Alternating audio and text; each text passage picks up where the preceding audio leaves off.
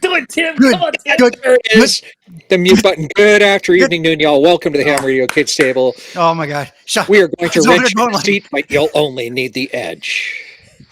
Sean's over there going like, oh my God, is he having a stroke? There's a lot of excitement going on here. Yes. Yes. I don't know what the heck was going on with that. That was me. That echo there. Oh, So I have this mixer, and if you don't set it to mix minus on the output, it like feedbacks in, and it could be really fun. well, Yeah, it was really fun. I mean, like, that doesn't sound like our normal intro music, but eventually we got it. Yeah, it's all good. I like the intro music, you know. Yeah. yeah. I just call it It's a little remix. upbeat. It's a little upbeat. I like Yeah. it. Rocking beats. Got an opportunity to Force. meet up with some friends. We were at More and More Expo, and so there's a few interviews in there. Kyle, I don't know what he was talking about with a gun, but you know, that's Kyle, you know, and he's from Missouri, so yeah, so Tim, I've got some more of those. Yeah. Tim, Yes. let me, you know, look, I realize that English is my second language and that I'm a foreigner, but my understanding is that the way you pronounce that state is misery. Missouri. Yeah. Misery. That's my understanding. I could be wrong, but that's my understanding. Could be. I've heard it's Missouri. I was going to say, Missouri. yeah. Missouri. Misery. Yes. Missouri. Missouri. Have you I ever miss been to Jared. misery in the summer? It is truly Yes. miserable. Well, hey, everybody, welcome to the Ham Radio Kids Table. Tonight we have Sean, Whiskey 9, Fox. Is that correct? And From what I remember.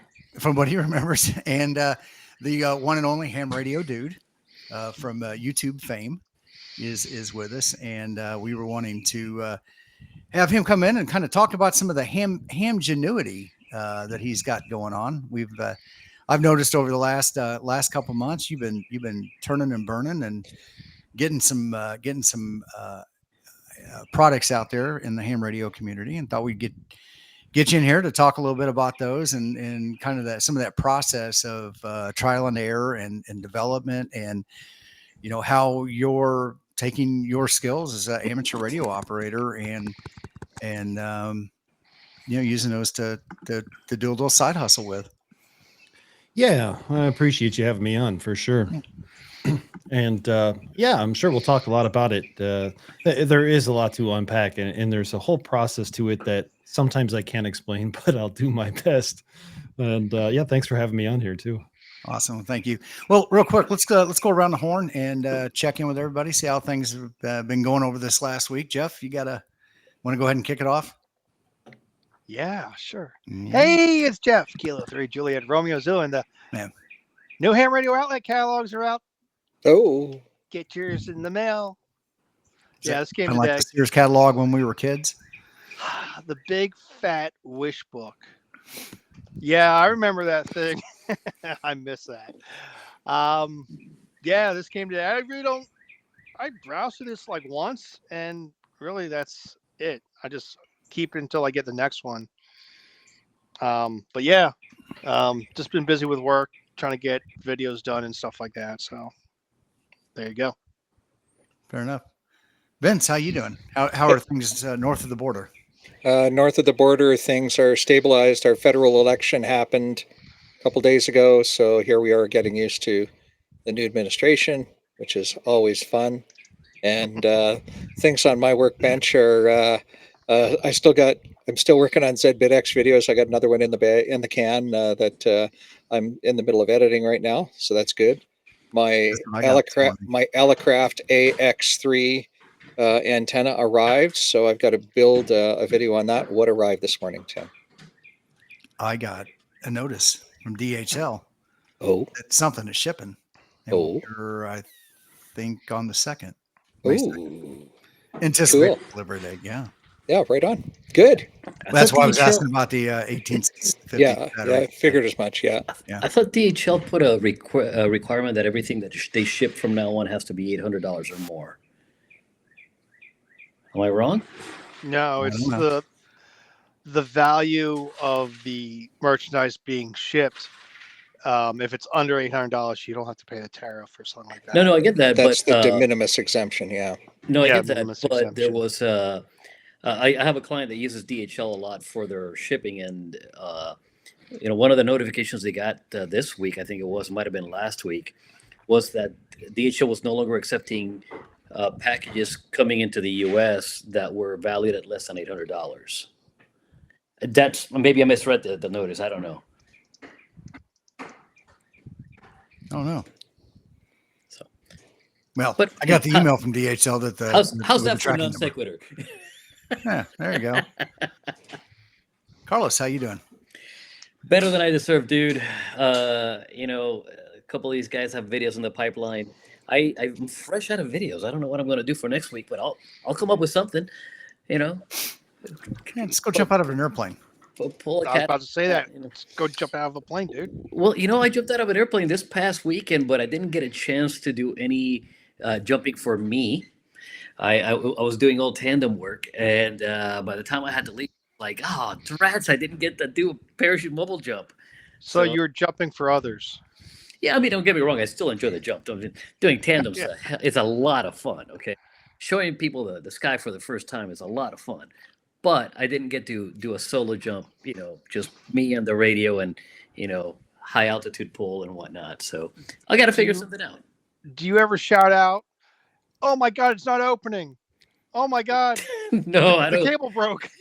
No, that's asking to jinx myself, and I'm not doing that, man. But you see those videos, people at amusement parks or some like catapult ride. They say yada yada yada, and they say, "Oh no, something broke," and then the ride goes off, and the people are screaming. Well, the thing is, that would work better if you could actually hear me in free fall. But the moment that door opens, it's really hard to hear anything. That window is loud. So much so that this thing freaks out every time. It goes, "Hey, the sound level is way over the TV," and it's like, yeah, no kidding. Put your earplugs in. No. So, Cool. And Tim, what have you been up to this past week, man? Well, I was at the More Expo this past weekend with a handful of people. Kyle, AA0Z, Freddie Mac, KD5 FMU, Rob, Whiskey 5 ITR. I can't remember. Digital calls. Rancher. I'm horrible with calls. Yeah, Digital Rancher. Yeah. Let's see who else was there. Bill Ham Radio Frank. Tectonics was there. Ham Radio Tectonics was there. Frank was there. Jason 2.0. Jason Jason 2.0 was 2.0. there. Steve from Alpha Antennas. Steve from Alpha Antennas was so he actually had some stuff set up there at the show, but he camped out with us over in the backside of the property. So he was there for the. I'm not going to say he did, but he was there for the partaking of the bourbon and other other things. But yeah, but, it was a great time. We did some POTA on Thursday, hit a couple parks. There was a collection of ham radio operators that we stumbled across throughout the show. And that were there. Some that we met last year, some new ones this year. So as always, making new friends while we're there. So it was a good time. And we did pack up early. We were supposed to stay through Sunday morning, and seemed like the weather reports were changing almost every hour. And around lunchtime, the last report we got was it was supposed to rain pretty much from sometime after dinner all the way through noon the next day. And there was going to be a couple inches of rain or whatever. It was something ridiculous. Ooh. It probably never rained, but everybody kind of made the collective decision that maybe it was time to wrap up after dinner, pack up and head out. So most of us broke camp before dinner, and then we just took down the common stuff that we had up after dinner. So I started driving. I'm going to say it's about 7:00 Central Time, and just drove straight through. So it was about a 7-hour drive. So I got home by 3 a.m. oh, Which would, it's not I hate driving. I hate driving at night. Almost got up close and personal with deer 3 times. Once on the interstate at 80 miles. I've never had to clean high speed deer stuff out of my winch before, but I'm glad I didn't have to do that. But then once on the state road, and then once on a back road that I had to cut through to get back over to where I live.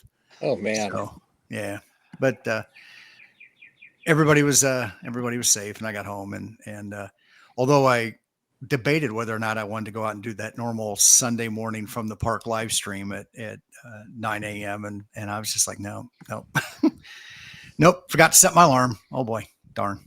So, but yeah, so that's about it. So Sean, how was your That's week? me. How was your week, my friend? Pretty good. I made it down to Missouri on Thursday, and I had that option to go to Moore, which was like another 3.5 hours, or go home. So I went down Thursday, and I met up with Modern Morris, Aaron over there with Modern Morris. Yes. And got to see his factory, how he builds the keys. And to be fair, what you got to see on video was only like a splinter of all the stuff that happens there, because he makes the PCBs in-house. And it was just a really cool experience for a guy who likes to understand how things work, so that really like set the mood, and made it home, did the video editing. And then the rest of the week, it's come down to the filling out orders, getting a little bit of POTA in, and always coming up with something a little bit different or unique. So yeah, it's a good week. Awesome. Awesome. Yeah, I wish I could have made it to more, but like that would have been quite a few more hours. So his factory's in St. Louis, right? That's where his shop's at. Yeah, just west of St. Louis, and I guess you'd call it the suburbs. Yeah, and nice little factory. Probably about 5.5 hours from here if you could drive straight through. Same thing. I had to drive at night, and I'm like, I don't like driving at night. I remember the last time I left Carlos's house, the only time I ever left Carlos's house, it was like 9 p.m. and I'm like, I better go to bed so I could wake up early and hit the road. And I think the last thing he said to me, or one of the last things for sure, was, yeah, you got to be careful out there in this field with these deer.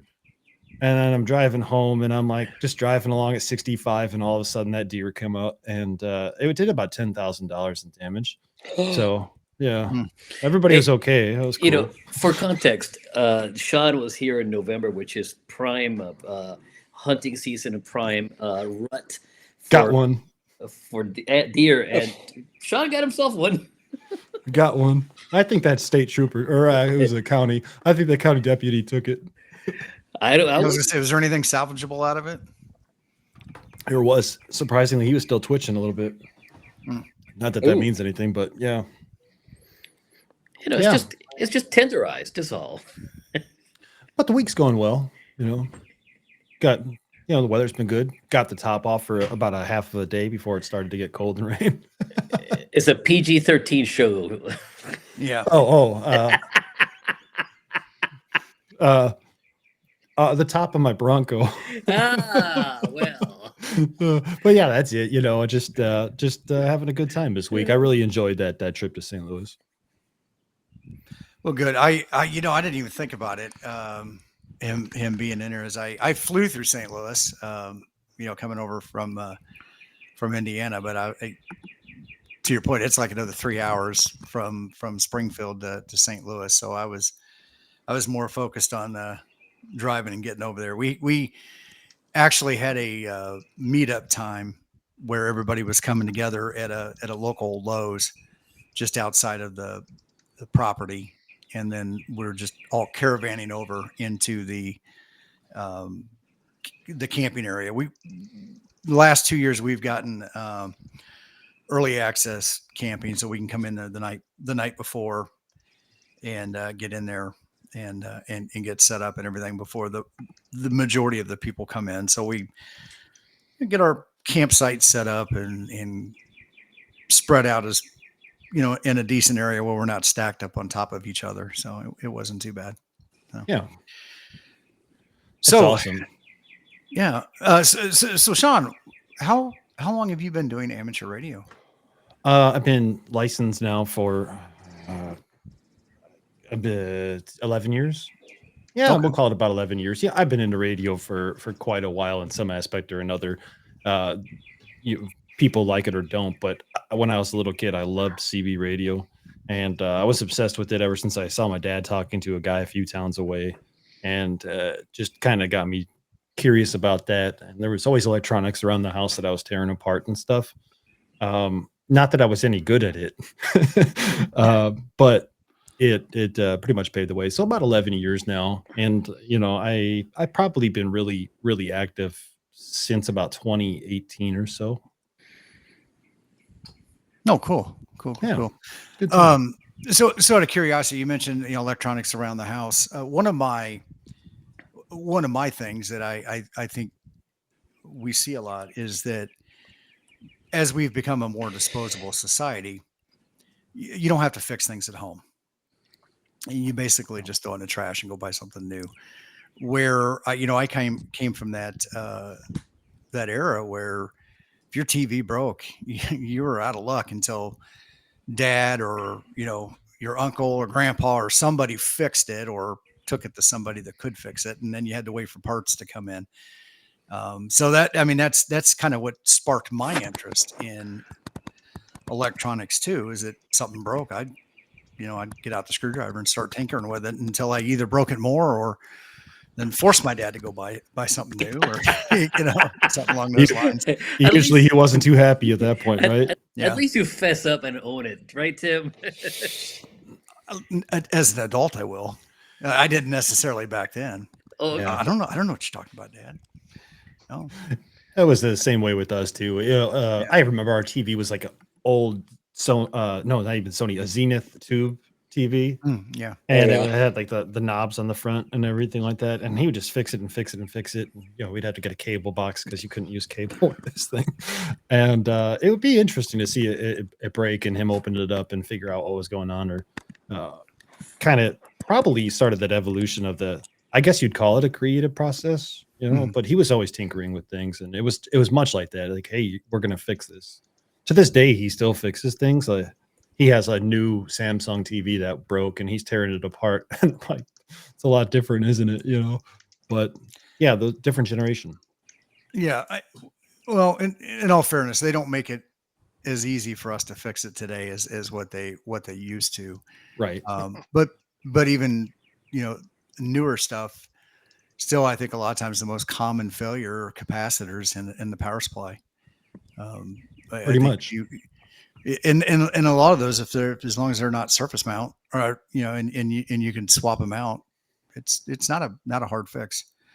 Back in like 2005, I think it was, or 6, Dell came out with like this series, the GX 270 and 370 series computers, and they were selling them to all these government contractors and everything like that. And they all were notoriously faulty capacitors that would start bulging and then eventually start leaking. And I had the privilege, this was right before I joined the military, I had the privilege of being subcontracted to go to all these places all over and, replace the motherboard. They didn't even don't even worry about replacing the capacitors, just swap out the motherboard. For them, it was probably disposable, or they take it back and they do it in shop. But yeah, it's pretty insane how many times just a capacitor will be the issue, right? Yeah. So you mentioned you were in the military. Did you ever have an opportunity to do anything with Mars radio? No, not at all. In fact, I didn't do much in the military with radio in that aspect. I remember one time I volunteered to go, I'll just say hang out with Boeing, but got to kind of see how Scan Eagle worked and kind of talk about frequency allocations with them a little bit. Okay. But that's about it. So no, I didn't do anything with Mars or any of that stuff. In hindsight, maybe I should have. But what I will tell you is non-military, but while I was in the military, I was stationed in Montana for a while, and I was on the CB every night. The neighbors were upset because I was always like interfering with their electronics and stuff. And I tried my best, but I didn't know a lot at that point. And I remember only his name is Neil, but this really helpful ham got on the CB that night, and he was like, hey, I'd love to come over and give you some equipment so you could figure out what's going on. And gave me like an SWR meter, and I think he gave me some ferrites and stuff like that too. And it was really awesome that he hopped out of the ham bands to come talk to me and like help me through things. And I like to think that it was a step forward in getting licensed, but never really worked with like Mars or any of that. Mm-hmm. Along that same line, Carlos, did you ever do anything with Mars Radio or ham radio? From the morale, welfare, and rec standpoint of being in the military? No, never got to play with ham radio in the military. I did get to I did get to break the protocol a lot of times and call people names or words I wasn't supposed to call them, and that's part of the reason I got Article 15s a lot. Oh yeah. You got a lot of Article 15s. I got 4. How many can you get? Insubordination is my thing. Imagine that. So, for those who don't know, Article 15 is a non-judicial punishment where you go get your hand slapped by the commanding officer. In 3 of those occasions, the general wanted to actually court-martial me, but my boss at the time was a very nice gentleman, colonel, and he very politely said, "Sir, we are deployed, and he's the only one that can do 40 of these jobs. If we court-martial him, we're dead in the water." So I got an Article 15 instead. Yeah, it happens. It's like trading cards. See how many you can collect. It turns out that when you call a 2-star an expletive idiot, that doesn't float so well. I can't know why. Wonder why. They sometimes don't take kindly to that. It was meant in good, and I said, "Sir," I said with all due respect. I said it respectfully. You F and A, sir. Yeah. Yeah. So Sean, tell us sorry, go ahead. Is it ham radio HRD Industries? Is that? Yeah. So I'll give you just like a brief recap. Yeah. There was a point where my YouTube was getting busy, and I wanted to have it under an LLC for protection purposes. And I think that that's the best thing anybody could do, is to start to be wise on things. But then all of a sudden you start, and this won't be directly about building just yet, but like all of a sudden you start to see that LLCs cost money, and like everything you do costs money, and StreamYard costs money. And I have a different way of doing things, and I recognize it, and I know that I'm different. But like I tried to do like buy me coffee and those things, and it just wasn't for me, right? So I was like, well, how am I going to start to raise money? Well, I have this LLC, so let's start selling little things here to help fund the channel. And I think the first major thing I did was the Gigadude 25, which is a 25-foot carbon fiber mast. I think I was selling for like $180 or something like that, right? It was a great deal. And but I got one of those. Yeah. I heard your rotator is really good. I heard. Yes. Y'all don't know. Carlos and I filmed a video, and I think it got like 14,000 views or something like that. What was it? 7,000 views in like 20 minutes. it was a short. It was a short, and it got a gazillion views. But basically, I was the rotator, so he would say rotate, and I would rotate. But the Gigadude 25 kind of set the way for, it didn't sell well or anything, but it gave me a little bit of lee room to start to design and develop things and figure out like, what can we do to make a carbon fiber mast more of an experience than just you buy the mast and you got to figure everything out. And it didn't go as far as I had hoped it would, in the aspect of I didn't get to design as much for it, but like all of a sudden you start to think, well, if we had toppers for it, we can make our own dipoles with like 17-foot whips, right? So you have an SO239 connector, it goes through here. You have a 3-ace here or M10 and a 3-ace here or an M10. And then you got your dipole, So this is called PA12. It's a multi-jet fusion material. As you could see, I was still designing with this one, but this would slide into the top and clamp in.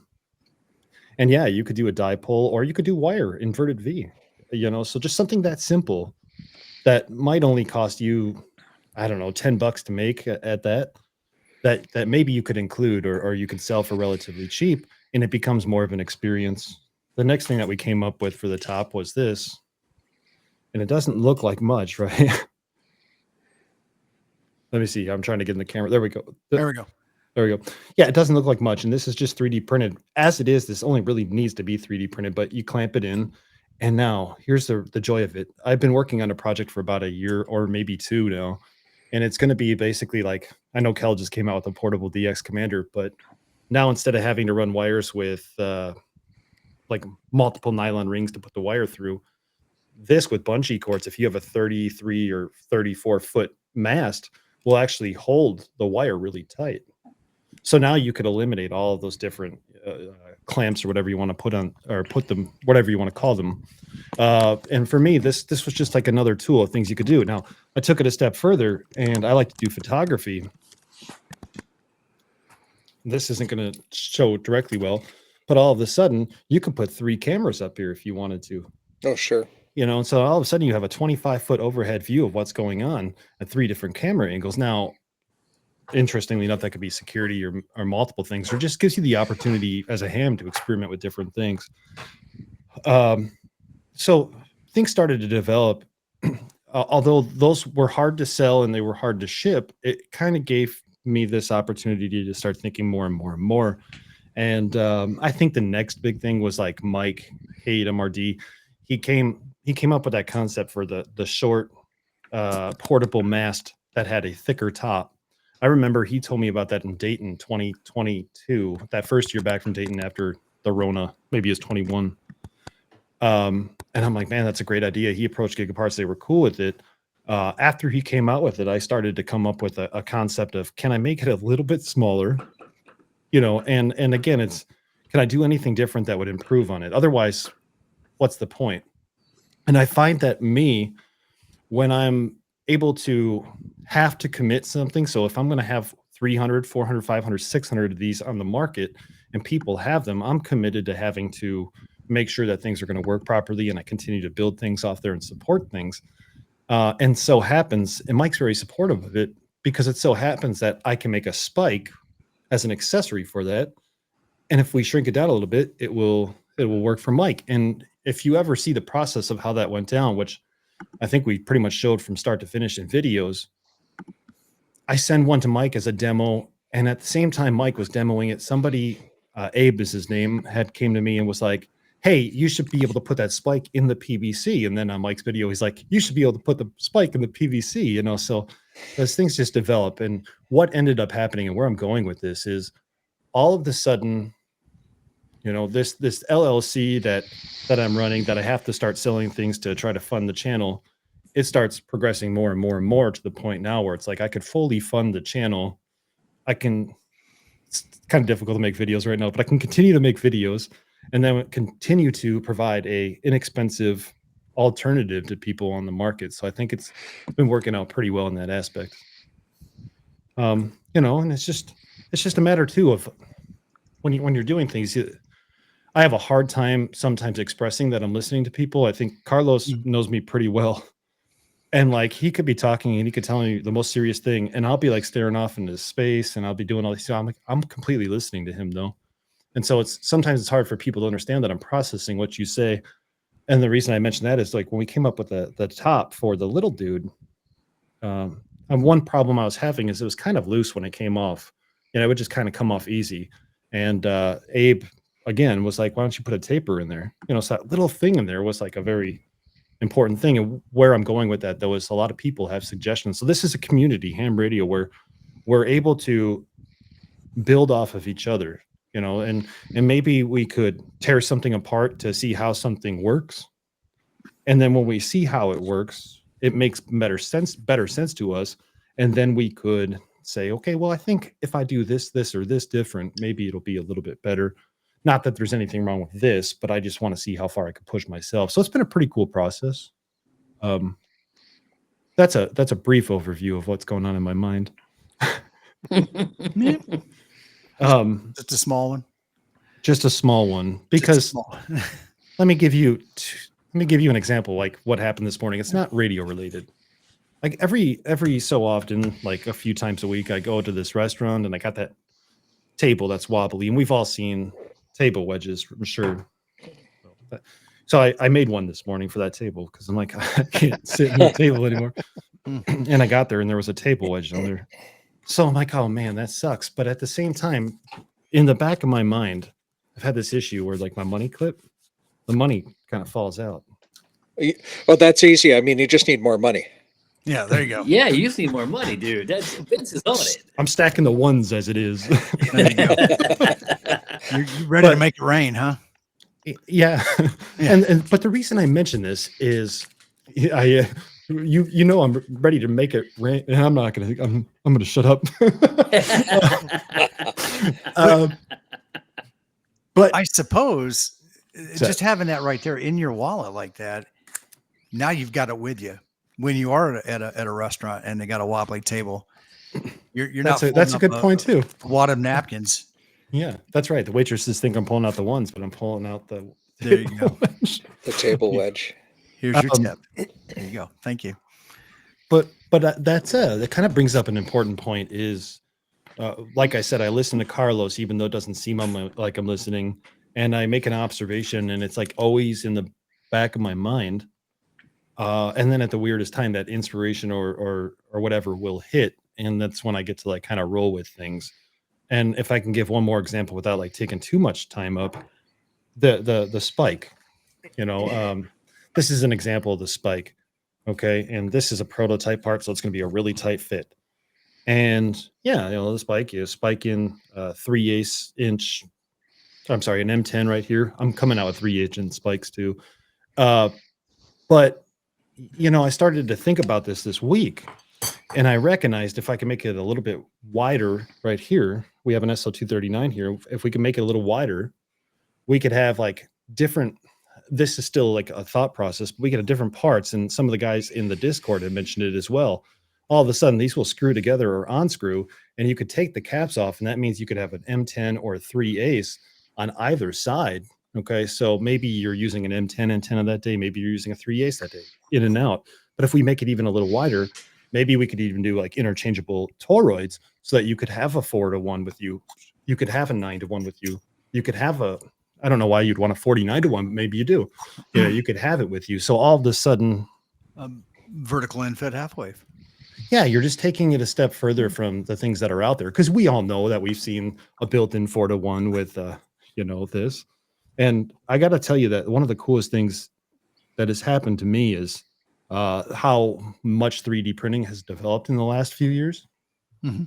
And like how I can print EA12 and carbon fiber at home, So that's very cool for call it prototyping, I suppose. Yeah. What's your printer of choice? That's a vague question. Hey, I'll tell it to you like this. I will not print any parts except one I'll show you in a minute. I won't print any parts that are going to go to what I guess you'd call a customer. I won't print any of them unless they're on the Bamboo X1Cs. Okay. And I choose the X1C because it's been a very reliable printer. It's very consistent, and I can count on 2 fingers how many times there's been an issue with the printer that I didn't detect. You know what I mean? So it's been just so reliable that it's my go-to. Plus, it's decent. It's decently fast as well. But there is an exception, and this is why I kind of had to think about it for a minute. I've recently got it into printing nylon, which is very flexible material, and it essentially doesn't break. Okay, and this would be like to hold. Picture you have a portable Delta loop antenna. Mm-hmm. Not that I've done this, but you could snap your wire through here and then through here, and then basically triangle it over. So this is your triangular piece, and then this side goes down to like a 550 like cord and 10 spike. Yeah, exactly. So all of a sudden, you don't need a mast for your Delta loop if you could throw it over a tree. And the nylon, I printed on my Ender 3 that I've modded a little bit, and that's like my go-to for that. So I guess I have a go-to for everything, but the go-to is the Bamboo X1C for sure. And I would recommend that anybody who's considering. There's debates in the community about this. it's like Yaesu versus ICOM in a way.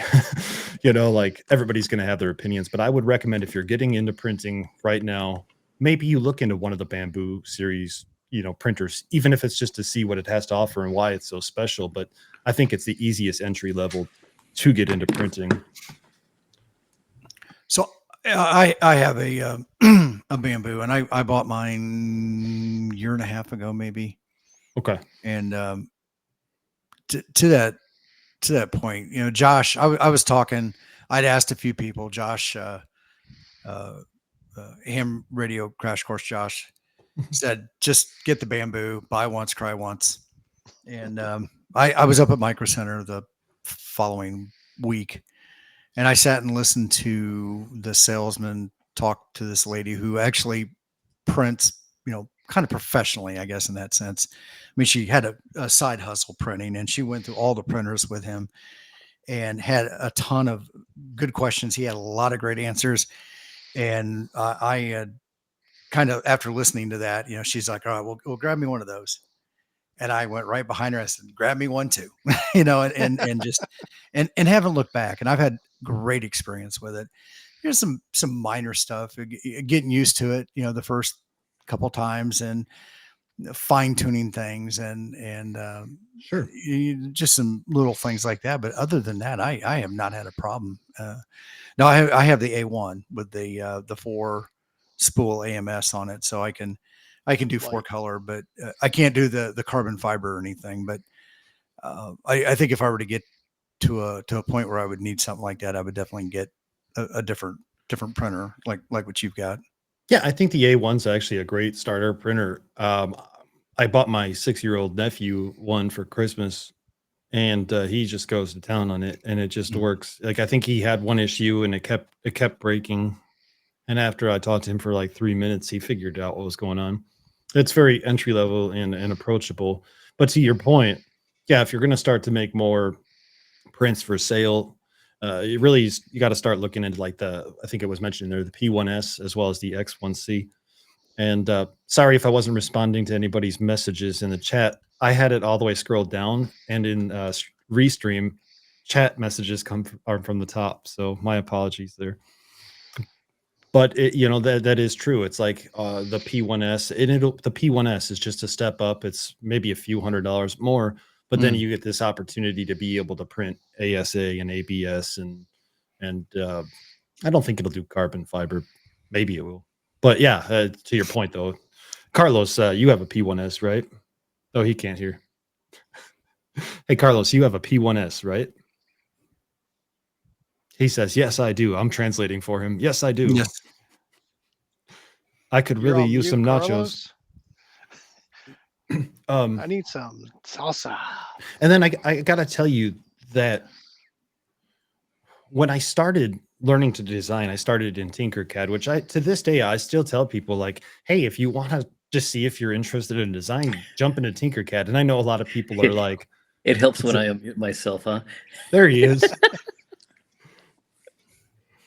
But a lot of people with Tinkercad will tell you, don't do Tinkercad. It's a waste of time. And I take a different approach. I'm like, hey, if you get into Tinkercad, you'll outgrow it quick. But like you start to learn the like basics of how design might work. And like it starts to make you think a little bit, right? And then you can start to use like Fusion 360. And there is a free version. You could start to use that as well. And then you can start to understand how like real design programs work. But there's a lot of interesting stuff out there that could be acquired for free as well. So, you know, you get the printer and you don't need to learn how to design. You don't. Like, you could just go to... There's tons of free models available. Totally. But So one many day... sites. Yeah, totally. Like Printables and Thingiverse, and there's probably a few others too. But one day there's going to be something that you want, and you're like, I wonder how to do this. So, and I don't want to keep rambling. My apologies if I am. Oh, no. We're here to talk to you. Okay. I appreciate it. But like this table wedge, do I really need to print a table wedge? You know what I mean? No, but I look at things differently. I look at them like kind of like a challenge, right? So of course I'm going to design it just to know that I can, because in the future, maybe I'll need to build something that will require this most basic shape ever. for what it's worth, my 2 cents on Tinkercad, and not being a user of any parametric 3D modeling software, because I'm just not. My brain hasn't caught on to that. What Tinkercad has made me do is think about how to get to the end product without remaking things 1,000 times. Because the first model I made was very rough and ugly and whatnot. It did the job, but it was rough and ugly. And it was because I didn't understand the process of I got to start from X to get to Y. And what Tinkercad has done for me is made me think, if I want it to look like this at the end, what are the backward steps I need to make in order to design it inside of Tinkercad? And I think there's something useful there in terms of the mental order of processes required to get to the end product. And I think that's a useful skill to have in our just in general in life. Well, Carlos, you have a really good point, and it's always thinking ahead, thinking outside the box is what I remember somebody once telling me it is. And I actually had this in my hand for a while, and I was going to talk about this. And maybe people have heard this before, but like, what do you look at? You see this. A lot of people will see like a paper holder, if you will, paper clip, yeah. But then you could start to think of the alternate uses and where could this go, and how do you get there? What could it be used for? How do you get there? So yeah, absolutely. And designing is the same way. Like I see what I need to do now. How could I do it? And what steps do I need to take to get there? Like really just starting to open your mind. So if you ever need inspiration, I recommend going to Restore or Goodwill, and you go to Goodwill and you walk around and you see the amount of what might be junk there. But your mind starts to like think, oh, I could use that for an end-fed half wave, or I could use this for a Moxon and all that stuff too. So it's an interesting concept. And one other thing I'll mention is Vince just put a link in the chat about his favorite book to diagnose 3D printing errors. And I love that book so much that I buy them and I give them out to new people who are just getting into 3D printing. Yeah, it's Sean Aranda's book. I'll repost it here in the chat in case you missed it. Sean Aranda's book is it's a thick book, and it's worth every penny of the 52 Canadian dollars, whatever that works out into US currency. I don't know, or whatever Amazon sells it for. It's free on Kindle. But you flip through this book and you look for the photo that matches what your print looks like. And it says, oh, that's caused due to due to whatever problem. Here, go to this chapter and read up on that. And it makes it super simple. Yep. This is one of the best handbooks. My brother introduced it to me. It's a great book. Yeah, it really is. Yeah, so you just flip through and look for pictures, right? Which is my style of reading. Carlos was in the Army. I was going to say, they made it for me? So I'm gonna get hate mail for that one, but Jody in the chat mentioned the table wedge, and he goes, "Oh, Wheel of Fortune clicker." Yeah, right. There you go. Yeah, a really flat guitar pick. Yeah. Somebody else was asking what it's made of. Oh, this is TPU 95, and so it's very flexible, super soft. So when I was working with this nylon 230, I love this material. It's a little more rigid, so it's a little stiffer. But the problem I just found out about this is they stopped selling it. And I bought this years ago, but they stopped selling it. They don't make it anymore. I think the company's gone. So then I had to start. I just went looking for it. Dang it! Leapfrog. Yeah. So I got TPU. This is Polymaker TPU 95, and this is like 50% infill. So if I were to go 100, it would be almost as rigid as this, but just not quite. I've got a roll of nylon 230 in the other room. I'll go find out where it's from. That's so cool. Yeah. I mean, at the end of the day, though, so this is a guy ring I'm making. It looks like a fidget spinner. There's a reason for it. I was trying to make a fidget spinner. I'm like, wait a minute, it's a guy ring. That's not what you told me. That's not what you told me it was, Sean. Oh yeah, that's good for a That's good for a carbon fiber mask, though, isn't it? Yeah, you could use it for a carbon fiber mast. In fact, I was trying to play with the POTA 20 to see where it would fit on there, and I could always expand it out or make it larger. Carlos, shut up. I could always make it larger or smaller in diameter. See, I knew where he was going to go. So, but this right now is for a 25-foot stainless steel antenna that is telescoping that I've been testing out. So I did post in the chat that link that you sent. I couldn't get it to work, but it was going to the Amazon CA, and I don't think it translated over to. Here, let me find that on Amazon. I posted it in the. Oh, you're a good man. Yep. Okay. And it is free on Kindle. So if you don't have Kindle, which you don't, you just get an app on your iPhone or Android. So Sean, this is Nylon 230 Leapfrog. Leapfrog still sells. Leapfrog Nylon. Somebody shared that with me. I have yet to run it. So you need an enclosure to run that, don't you, Sean? No, in fact, it just needs to be really dry. Okay. Yeah, and I have the Ender 3 down there. Now I did some modifications to it, like I put a different hot end on it and linear rails, and I spend way too much money on that Ender 3. But no enclosures needed. Yeah, you're right. Just it needs to be dry, and fortunately, they make filament dryers. Yeah. Yeah, I got a Creality filament dryer just for that roll of nylon. I have yet to play with it because I've been doing other things. Have you guys noticed two jobs and stuff? Sorry, Tim. Humidity. Yeah, have you noticed a lot of humidity issues when you're printing? I haven't. I don't know. It's maybe because I'm in a climate controlled space or something, but I really haven't noticed any issues. Yeah, to be fair, like with my bamboos, they'll just print anything anytime. It's super dry in the winters here. Summers, I might have a little bit of issues with the non-bamboos, but like, I don't know, maybe I just got lucky. And then maybe it's just I'm in the right room for that situation. But no, I haven't had too many issues. How many printers do you have in your farm? I used to have 11. I gave a couple away, so I have like 8. I was getting ready to say he's gonna have to take his shoes off there, Vince. 8 or 9. Yeah. All right. So I got rid of a couple. Basically, I needed to make room in the garage for the CNC and the laser engraver as well. So he gets rid of one toy and replaces it with another more expensive one. Now we're beginning to understand the whole concept of LLC. So it's a write-off. That's gonna be the company's motto. It's a write-off. But yeah, like for me, these are all steps forward of trying to like learn more things. And if we take it to like the basis and the like way back when I was talking about like my dad and like I was tearing apart his radios and stuff and his electronics, like at the end of the day, I think it does come down to like just a curiosity of how things work and like what you could do.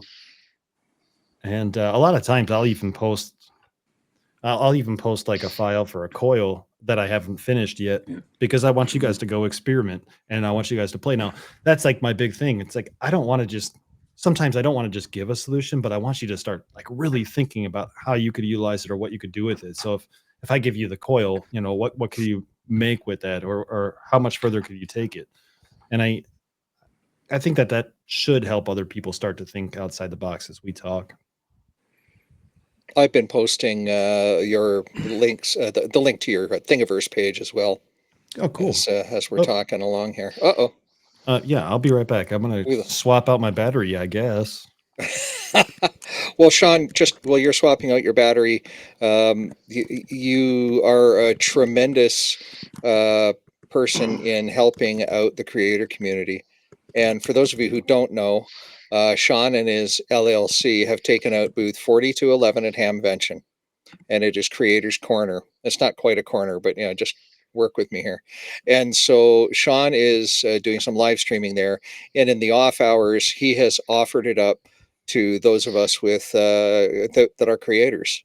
So Sean, first off, thank you for your generosity to share that with the entire creator community. That's wonderful. And for those of you who are looking to find me when I'm not in the Ham Radio Workbench booth, or wandering around, I'll be in booth 4211 on Friday at noon at Hamvention. So pop by and say hello. So we see Sean's feed is here. It's still dark though. The Hillbilly Hamster has a P1S with an AMS, and I think that's the way to go.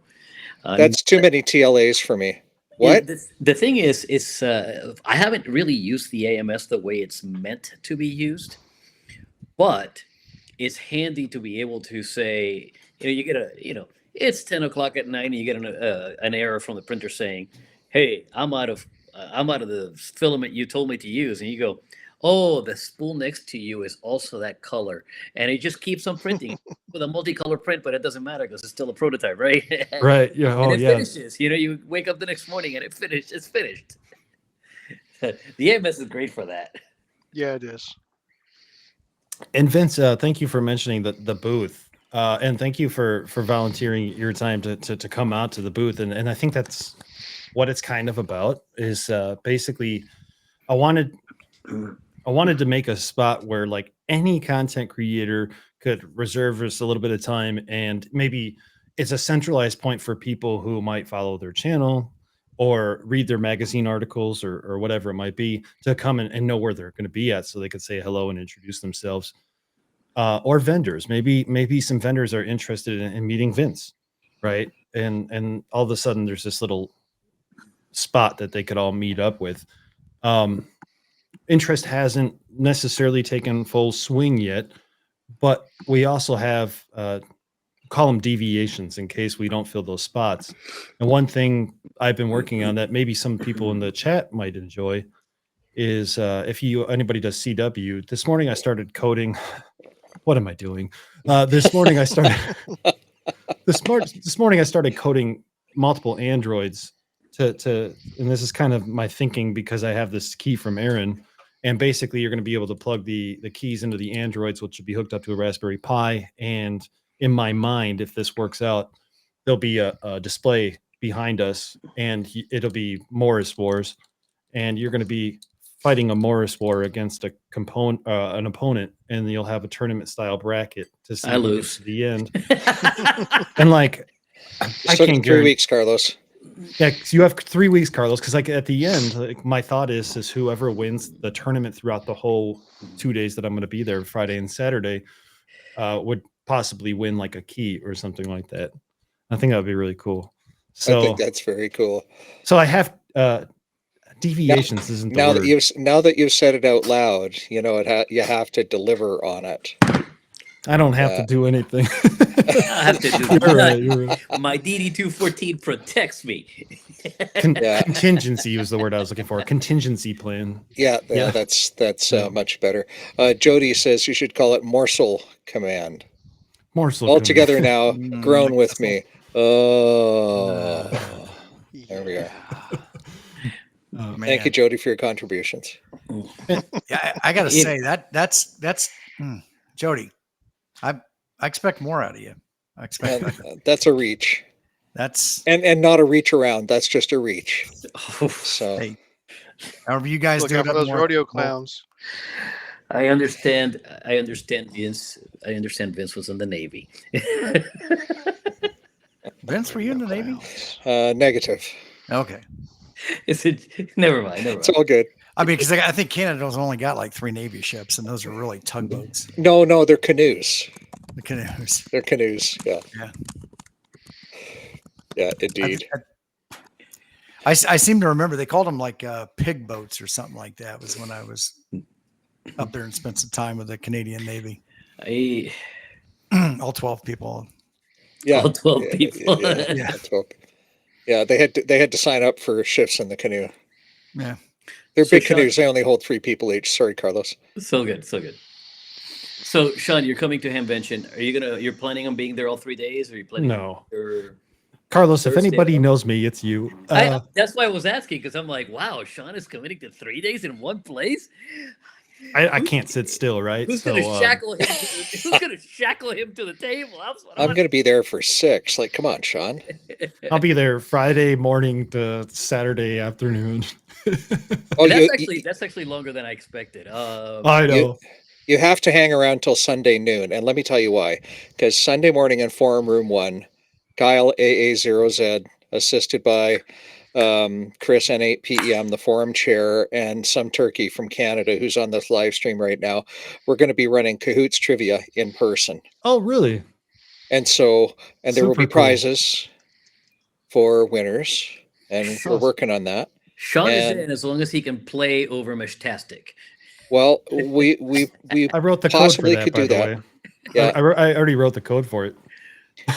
Yeah, so that's what's going on Sunday morning, and then right after him, the turkey from Canada gets up and presents. So that's awesome. Yeah, so you gotta stick around at least for trivia. I don't care if you stay around for my presentation, but come for trivia. Speaking of Canadian turkeys and Meshtastic, Vince, did you want to share what you're gonna be wearing? I am going to be wearing the mesh tie stick. The original mesh tie stick from Ham Radio Rookie. So he is equipping me with the mesh tie stick. He's equipping me with a Foxon antenna that he's selling off on his website. So if you find me, you'll see me with these 2 products from Ben. So awesome. Up close. Is Ham Radio Rookie coming? No, he is not. No. He's got to stay back and sew on more Faraday cloth. Good. Put his ass to work. Yep. Yeah, indeed. Maybe next time, he says. Maybe next time. Awesome. I'm sorry, go ahead. Well, Sean, I was going to ask you, you've got, maybe a few ideas floating around in your head. Any new ideas coming up that you're open to share with us? No pressure. No. I actually really kind of talked about the multiple, swap it out for a 4-to-1 and 9-to-1 kind of deal, and the community in Discord's been kind of giving some ideas to that as well. But other than that, at the moment, I really don't think so. It's kind of right now focusing on that 25-foot stainless steel antenna. I got 100 of them ready to go, but I need to make sure that they're good. So the process on that basically goes down to this. Like, I had a few people who volunteered to purchase them ahead of time at a slightly discounted rate, and in exchange, they'll give me feedback, right? And in order to make sure that it's going to be a decent enough product to go on the market, I got to get their feedback. And these guys are from all different spots in the United States. And this gives me the opportunity to say, yes, it's going to work near salt water. It's going to work in extreme wind and heat and so forth. So really my concentration has really been on a few things right now. Getting the restock of the little dudes, which should be, I was supposed to be Hamvention, but it'll probably be like the first week of June now. And I'll tell you why in just a moment, if that's okay. But then also getting more spikes in. Those M10 threaded spikes, stainless steel as opposed to aluminum, they went quick, and that was really surprising. And then some 3/8 inch spikes as well. But the reason I mentioned the little dudes being a little bit more delayed, and I don't really get into tariffs and stuff like that, but in order to offset the cost of the tariffs, what I did is I changed my shipping from express shipping, which I always do express shipping when I'm getting my products made. And I changed from express shipping to that boat shipping, which it saves a significant amount of money. And so then the offset of where all that money goes is essentially the offset of the tariffs, or close to it at least. So there'll be a little bit more of a delay, but like, those are the things I'm focusing on now. I'm sure the idea will hit me eventually, and I'll be like, let's do this next. Yeah, indeed. The economic impact of that is just beginning to be felt. A friend of mine was telling me he ordered up 100 partially populated circuit boards, and his order was, I don't know, $2,000 or something, U.S. currency, and he was presented with a bill for another $3,200 to receive them, and so that takes his cost from $20 a board to $52 a board on that piece of his product. And it just comes out of nowhere. That's brutal. That is rough. Yeah. So anyway, I hope the economic situation stabilizes soon for all of us. Well, yeah, let's hope so, for sure. Because you start to see the prices go up, but it does get a little bit concerning. But whatever. Yeah, hopefully it resolves or things get straightened out. If you don't mind, before I do forget, I got one other pitch I kind of mentioned to you earlier today. But if any of you are watching right now, and maybe you're a general holder or you're a technician and you're wanting to upgrade your license, we have this thing going on in the Discord. QRP Life, Todd, he donated a Xiegu X6100. And here's the thing is, if you upgrade in between now and I think it's June 1st, you can go to my Discord to find out. You could let us know that you did the upgrade and we can confirm it, and you'll be entered into the drawing to win a Xiegu X6100. So it's like you upgraded your license, which you wanted to do anyway. Everybody wants to. And you have this chance to win a Xiegu X6100. I'll let you know right now, too. There's only like 8 people in the drawing. There might be more than that, but there's only a few people in the drawing. So your chances are really good. I need to send Julie over there to enter. You know, she just upgraded this week. Okay, yeah, do it. Portal Life Julie. Yeah, do it. Oh, did she get her general? She got her general this week. Yeah. Awesome. Yeah. But yeah, I appreciate you letting me throw that pitch too. Oh yeah. And, do we have the link for your Discord? No, we don't. I gave it earlier in the private chat. Let me get it again for you. Oh, if it's in the private chat, we can find it. Did I miss that? I think so. I'm scrolling back. But I don't know. There it is. Yes. I see it. Cool. My apologies. No, it's all good. Carlos was talking about guy rings in the chat. So I was talking about the Canadian Navy. You know, John in the chat. I got it in there. Cool. John in the chat asked a good question, and he said, "Is there any way to?" I think he said manufacture or produce it locally, and so that's a great question. And I'm actually starting to work with fellow hams to try to make the spikes here in the U.S. And, you know, maybe that'll be a great idea. As far as the carbon fiber mask go, I've been contacting carbon fiber companies in the U.S. and I haven't had too much luck. But to answer your question, yeah, you know, maybe we can get everything produced here. It's, you know, even with the tariffs, it's probably going to be cheaper to make it in Chinesium than it is to have it built stateside, just because, you know, the expenses stateside are drastically higher. I'll let you know. Cool. I'll let you know. I don't know yet. I'll let you know. I guess I'll just buy the CNC. How much do you spend for that CNC to save $50? 250,000.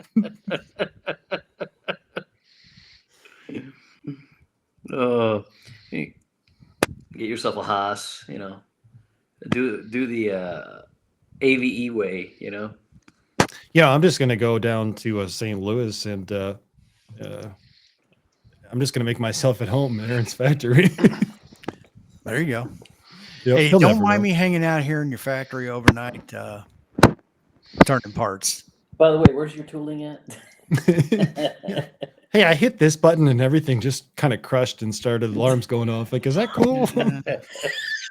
I know you were tooling something, but it was in my way, so I just went ahead and set it over here so I could run my things. Hey, is it normal for that to set on fire? Yeah. Speaking of which, the local recycler has their scrap pile on fire. If you look up Fort Wayne, Indiana, and smoke right now, you're gonna find a few articles about it. Oops, somebody forgot to make sure the propane tank wasn't in the mix. A propane tank, huh? what we hear, what we understand is that we heard there was a boom, and then the fire started. So who knows what's in there.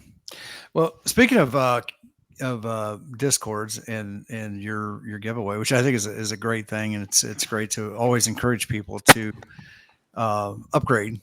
I do have a link up here in the top right corner. I had to make sure I get the right one. QR code for our Discord here for the Ham Radio Kids table. So if you are interested in joining that fun, take a picture of it with your phone, or we can put it down below and get you in there. And we're building a community of people here to have fun, kind of a virtual club in a sense that can be there to help people. And if you got questions and things like that, get them in there. And I hope that eventually over the starting this summer, we start doing some organized POTA outings across the nation, and getting people together to just kind of help organize that and have a POTA outing, and that seems to be a very good social activity. The ones that I've been to, you can usually find find a wide variety of people in there, of experience levels and everything. And if you've never really done HF before, I'm sure you will find somebody at something like that will help you get started. And nothing beats sitting right there and actually doing it with another person to get you going. So, and I know, Sean, you're doing some of that. You're going out and doing some live streaming on your channel where you're going around to different people that are getting out and activating and is that? Yeah, no, that's right. And it's not even not only live streams. Like, for example, the how it's made with the CW key, that was part of what I call Ham Radio Roadshow. Mm-hmm. Carlos, Ham Radio Roadshow. Ham Radio Roadshow. I don't know if I've posted that clip yet, but I've posted a few clips of Carlos out there, and he's talking about Elmering and what Elmering is, and like good techniques of learning things. And it's just going to see how different people operate, and maybe even running to some people in the wild, if you will, and seeing what they carry. We had a POTA meetup recently, the Northern Illinois, Southern Wisconsin Parks in the Year extravaganza, and it was a good turnout. People brought their own gear. What it was it was an opportunity for me to record all the different gear that they had, so I could show everybody. But also it was an opportunity for like all the newer people, and maybe even some of the old timers there, to see all the different equipment that's out there, instead of saying like, oh, I saw this on YouTube. Now I get to see it in person, and now I get to put hands on it. And is this for me? Yeah, maybe it is. Or just a different way to operate and different things to test. And I'm still waiting. We got to figure out when to put you on the Ham Radio Roadshow, Tim. Well, I'll have to get together with Parachute Jesus. And although the last time Carlos and I got together and activated something, I think we spent more time laughing and cutting up than we actually did calling CQ. But hey, either way, it's fun. It's a good time, man. It is a good time. And out of curiosity, when you had an opportunity to have all those people together, was there something that you saw in somebody's kit that it made you go, dang, I need to get something like that? Was there anything like that you saw? Not necessarily, dang, I need to get one of those, but and Todd is in the chat, so he'll tell you what radio it was. But I operated this old United Kingdom or British radio. It was just a brick, and there was no frequency on it. Like, you had to manually dial in the frequency with, like, I think it was buttons or switches, and it was just a really cool experience to see how it operated. But as far as like, was there anything during that meetup that I absolutely was like, hey, I need to get this? Maybe not. I did get to see the 710 in action, the Yaesu FT 710, which I have. Radio. It is. I might have a little different opinions on it, but I still think it's a great radio. I kind of go with the perspective of, maybe the 991A is still a good radio. It still has digital noise reduction, maybe not the same algorithm as the FT710. but it's still decent. And it adds in that VHF, UHF capability. So that's what I like to do. I like to have that all-in-one radio, if you will. But it depends on a lot of people and what they want. But yeah, you're right. The 710 is an impressive radio. It's the 710 has one feature, and I've spoken about this before, that no other radio on the market does, and it has the active enhancement speaker system. And I think I've got that.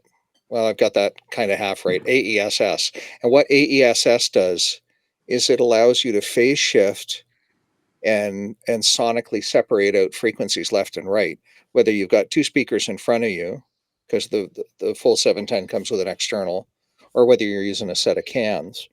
And that's great for us CW guys, especially because now we can set a crossover frequency at 700 hertz. Everything below 700 hertz is in one ear, and above 700 is in the other.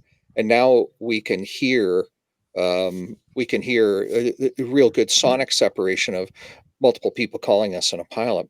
In sideband, what that does is it allows your brain. Bob Heil explained this once. If you ever see Bob Heil talking about phase shifting and why his headphones have a little switch on them on the side for phase shifting, he describes it as your brain hears it differently. Instead of you hearing it up here in your ears, you hear it back here in your head. And I thought he was smoking something when he said this until I tried it myself. Tim is showing off his headphones with the phase shift switch. There we go. There we go. So the FT710 does that. No other radio on the market does it. That's awesome. It's a really underrated feature. So with a set of stereo headphones, then by connecting to the radio, then the radio does the separation. The radio does the separation. In the form of a crossover, right? In the form of an adjustable crossover.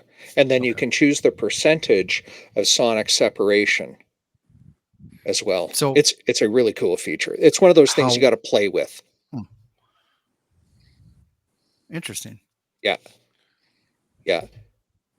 If I could afford that on top of my KX3, I would have a 710 on my desk at home for exactly that feature.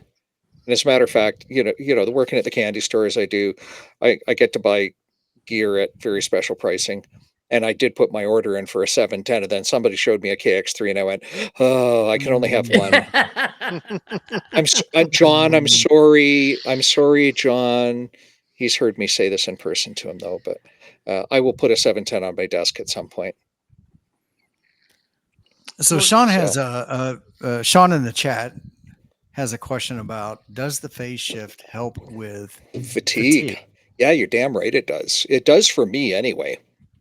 And what's really key with this is having a really good set of headphones that are comfy to wear, that the cones inside are good. And equally as important to that is tailoring your DSP so that you can eliminate all of the high-end frequencies out, because that's where a lot of the hiss is. You can still hear things really well with your frequency, your high roll off at 2400 hertz. You don't need to listen all the way up to 4000, 5000 hertz, because that sibilance is where the high frequencies are. Now, most people don't. There are some exceptions to that, but anyway, tailor your DSP on the receive, and that'll really lead to a better listening experience overall, for sure. Awesome. Any other good questions in the chat that are popping up? I'm watching for Sean to come back so I can turn the camera back on. And John Whiskey Victor 3 Lima says the same thing. Get a really good pair of headphones. Spend the money, kids. Don't buy cheap cans. You can try the cheap cans, but you'll thank me later if you get a nice big comfy set of Sonys or Sennheisers or whatever, and they will last you. My big Sonys I've had for 20 years, and they're still my go-to for listening. If I need to work voice, then I bring out my Heil Pro 7s. So I've got well, you could probably use these for CW. I mean, just pull the microphone back, but because you have a separate mic and stereo, to bring sleep, connector for the headphones. I enjoy those, and I'll wear those when my head hurts, so I don't have to bring the volume up really loud or anything like that. Yeah. Yeah. And Jody's got a new rhyme. The sibilance blends into the tinnitus. Yeah, I feel represented. You know, I have a good friend that has issues with sibilance, and he was trying to explain it to me, and because this is a term that I've heard but I've never experienced.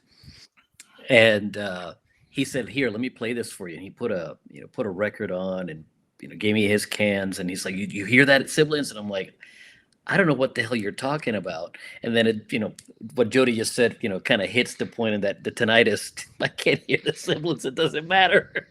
Yeah. Yeah. And those higher frequencies are really very fatiguing. It's that constant shh and a bit of static mixed in there, and it gets really fatiguing. So play around with that and listen to a conversation with some guys yakking on phone, and turn down that high end, roll it off over 2000 hertz, and pick a spot to do that roll off on your DSP on your radio. And you might be surprised. Oh, by the way, DSP tricks for better transmit power. Go back to Heil Ham Radio and look for their DSP settings section on their website. I'll find a link and I'll post it. And it'll help you peak your audio power on sideband, and you'll still be very intelligible, but it rolls off some of the bottom end, it rolls off some of the top end, which forces that kind of power envelope that looks like this on sideband up like this. And until I saw Bob himself demonstrated on a Zoom call, I'm like, this guy's smoking something. Can he share it with? Holy crap, it works. So it's a very smart man. It's a very smart man. Yeah. I tell you, I think COVID was a bad thing, right? And it didn't help. But on the flip side, I think it gave the world access to Bob and all of his knowledge. And I feel like he did. I think I heard him say well over 1,000 live streams. Oh yeah.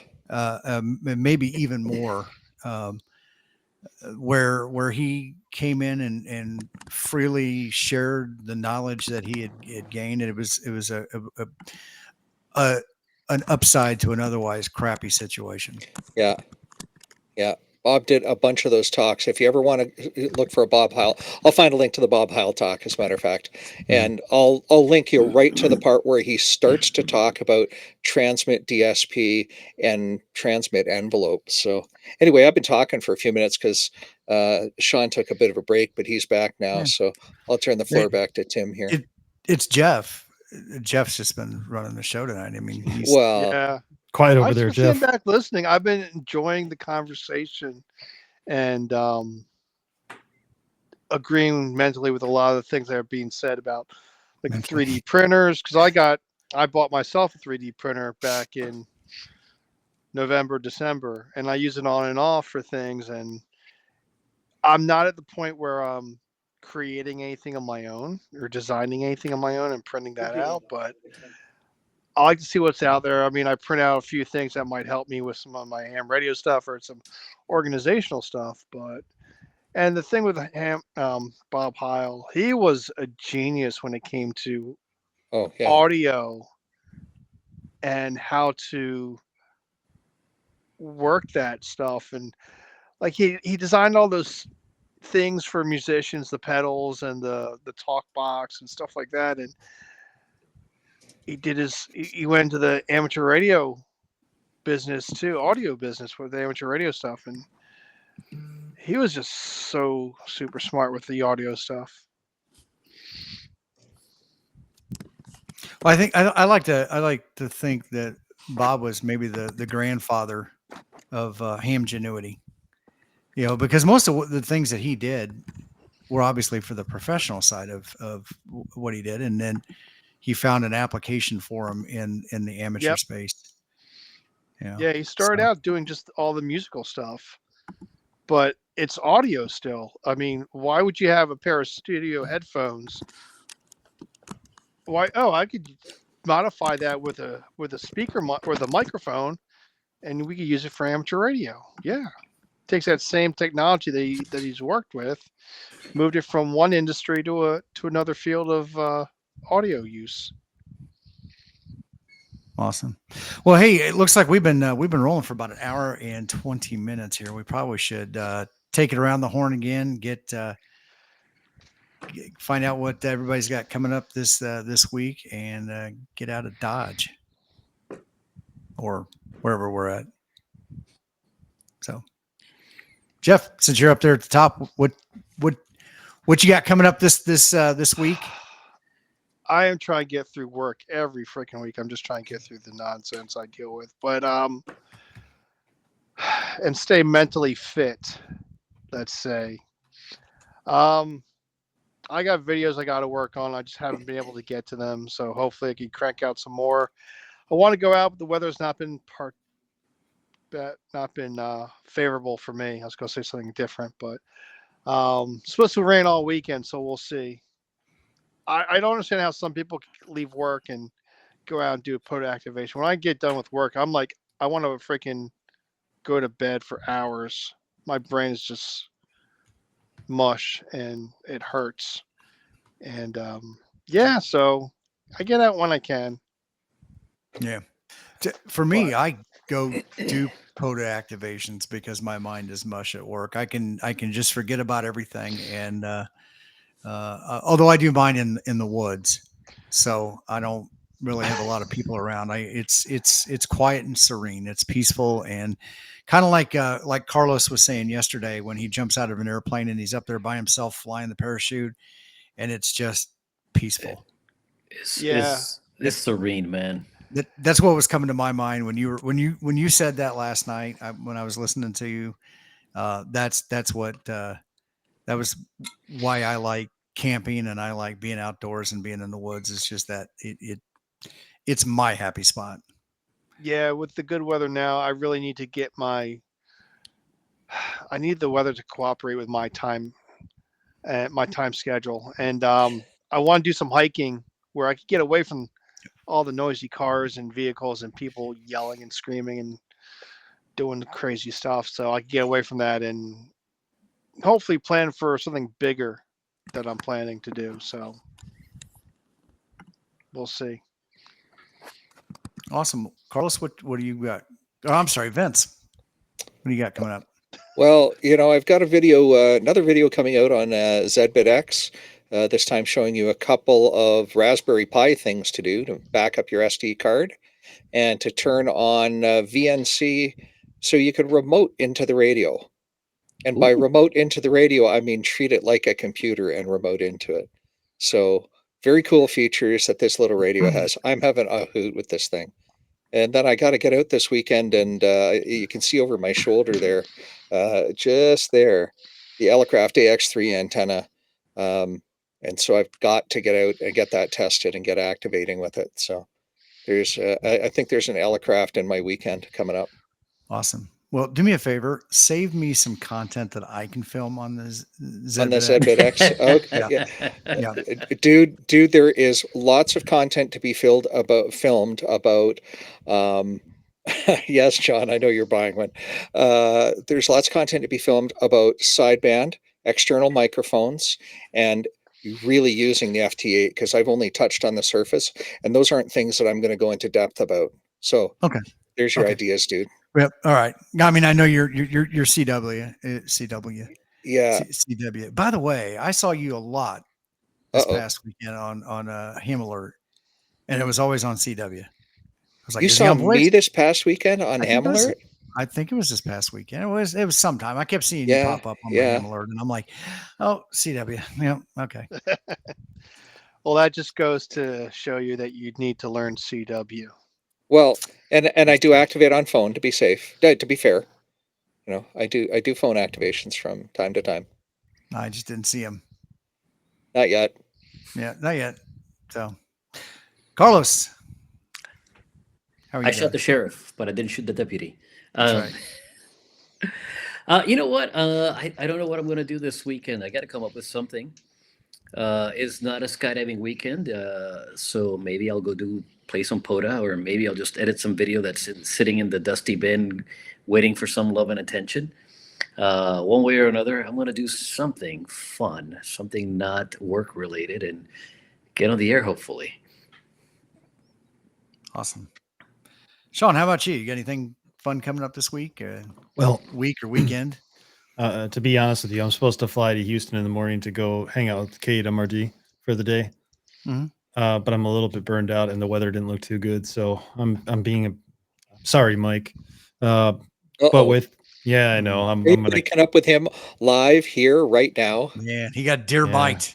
He got Deer he got- Mike. he got Dear Mike. deer mite right on the Mike. kids' It's table. not Mike. It's It's not you. It's me. It's just I got to use that line for once. You know. It's all me, man. It's not you, Mike. It's all me. Yeah, he's kind of cool about it, and I think he understands, so I appreciate that. But he was going to be on the next Ham Radio Road show. It gives me the opportunity though to like kind of get caught up on a few other videos. Like I mentioned earlier, like when you start to do all this stuff and you have to find a really healthy balance of your personal life, your what has become work life, and then also the videos as well, which I enjoy the videos. I'm not saying like it's whatever, but I want to be able to do that. So not going to see Mike tomorrow might work out in my favor. I got this a spool tenna to take a look at a little bit further. I've done a couple of video recordings with it, but I'm not content with the quality. So, I'm going to strive to maybe go out and re-record that as well. And of course, just get out in the parks. I think we're supposed to have a pretty nice weekend here. Yeah, John has a great excuse for you to use in case you need it. Mike, I'm sorry, I got to give my pet fish a bath. Well, that was it. You I could couldn't send find your breakup message to Mike over APRS too. Oh man, why did I think of that? Yeah. I wonder Tip. if I got. Well, he's not watching this, so you're safe. You can still do it over APRS. No. Well, Tim, what do you got coming up, man? Not much. I've been really busy at work. We're in a big transition right now, so staying busy with that. But I am going to try to get out and start shooting some videos. Definitely, I've still got everything back there you can't see right now, the rack and the radio and all the grounding and everything that I need to get done. So now that the weather is warming up, that's on my agenda of things to do. Obviously the Zed. I'm going to have to call it Zed, but X. You, Vince, you guys have worn off on me. Yeah, I know. So, but so I've got that coming in. So I too want to start doing some more hiking now that I have lost quite a bit of weight, and it is a little bit easier to haul myself around. And my younger son has expressed an interest in going with me, so maybe I can get him to experience a little bit of ham radio while we're out hiking on the trail. So we'll see how that goes. But yeah, that's about it. And then obviously Dayton is coming up, so yeah, I'm heading over Wednesday. Yeah, you and me both. And spending staying. I started to say camping in an Airbnb with Freddie Mac and Alan Punk Rock Ham Radio and Dane the portable ham, and I will be camping in an Airbnb in the Xenia area. So pitching a tent.